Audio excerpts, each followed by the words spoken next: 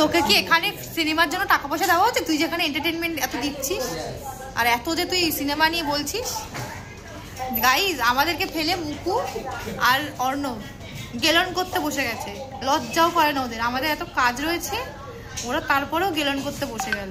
দেখুন দেখুন দেখুন, আবার দেখাচ্ছে অ্যাক্টিং করছে কাজ, যে খেতে খেতে কাজ করে। এগুলো হচ্ছে অ্যাক্টিং, ঠিক আছে? আর এই যে এই শয়তানটাকে দেখুন, এটা একটা বাজে ছেলে। আপনারা জানেন ভালো মুভি হচ্ছে নরসিংহ অবতার, হেভি মুভি গাইস। ভালো লাগবে। আচ্ছা তুই তো গেলি না আমার সাথে দেখতে একটু, ওই সাইয়ারা? হ্যাঁ, নরসিংহ দেখতে যাবি? গাইস এরা সবাই খেতে বসেছে, শ্বেতাও খেতে বসবে, সবাই খেতে বসছে, শুধু নেহা খাবে না আর আমি খাবো না, তাই তো নেহা? গাইস অনেক চাপ, খাবারও টাইম নেই, কি আর করবো, পরে খাবো, পরে খেতে বসছি গাইস, পরে খাবো আমি। সোমা তুমি কি খাচ্ছ? ভেজ খাচ্ছ? ভেজে সোমা আজকে ভেজ খাচ্ছে,